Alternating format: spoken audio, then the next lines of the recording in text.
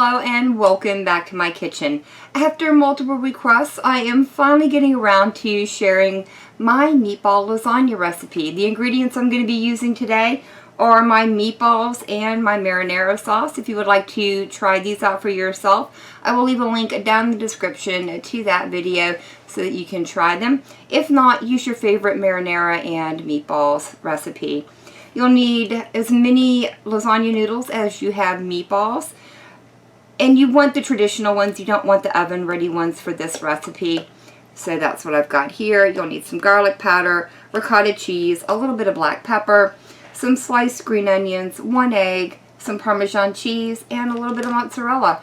Those are going to be all the ingredients I'm going to use, though I may add some salt. It just depends on how salty that Parmesan cheese is once we get it added into our ricotta. The first thing I need to do is go ahead and parboil my lasagna noodles according to the package directions. While I'm waiting for the noodles to cook, I'm going to go ahead and mix up my ricotta filling. And I'll probably use about a half of this container.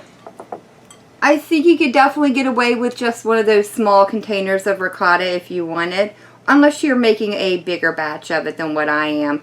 I'm going to add in about 1 tablespoon of garlic powder next.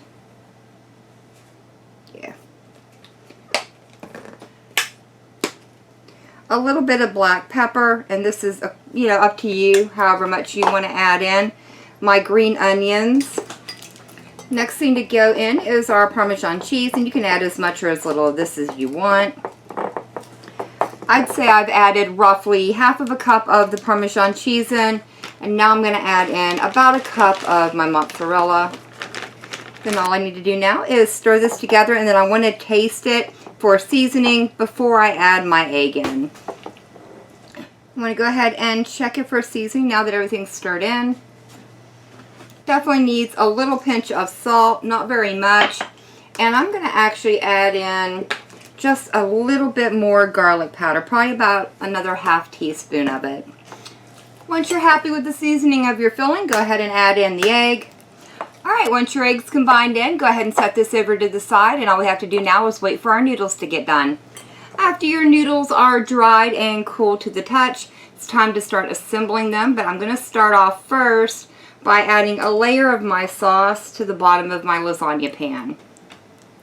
Once you have the sauce in your pan, the first step is to take a small amount of the ricotta filling and gently smear it down the center of your noodle. Next thing to go on is our meatball, and then I'll just take the noodle and gently wrap it all the way around. Now I did make my meatballs a little bit bigger for this recipe than I typically do, just so they would completely fit inside of my, my lasagna noodle. There we go. Now this is going to go seam side down into my pan right on top of that sauce. If, like me, you have noodles that aren't completely perfect when they come out, they're still good to use. Just put that broken end in the center and then continue rolling them like you would all the others. Alright, now that I have all my rolls assembled, it's time to top it all off with some of our sauce.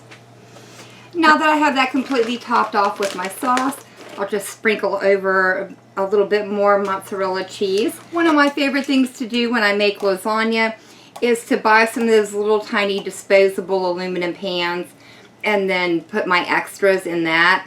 Once you get it completely topped off with cheese, all it needs to do is get wrapped up and go into the freezer, where it'll be good for up to 3 months. And then when you bring it out, all you need to do is bake it from frozen at 375 for about 50 to 55 minutes. Now that I've got enough Parmesan cheese on here, I'm going to go ahead and pop this saver into a 375-degree oven, where I'm going to let it bake for about 45 minutes or until our cheese is all melted and starting to turn a lovely golden brown.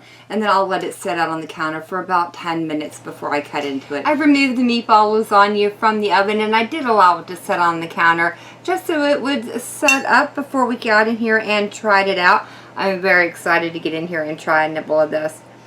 So I'm going to kind of break into all that lovely cheese on top, and definitely we want to find a little bit of that meatball on the inside. This is one of my favorite ways to enjoy meatballs, and if you've gone ahead and prepared them a day or two in advance, this dish certainly comes together very quickly. I think I had the whole thing done in under an hour and a half. But that is going to be it for me for the day. If you've enjoyed this video, leave me a comment down below. If you guys try out this recipe, let me know how it turned out for you. And as always, thank you all so very much for joining me today. I've been Volker. I hope you guys have enjoyed, and I hope I'll see you in the next one.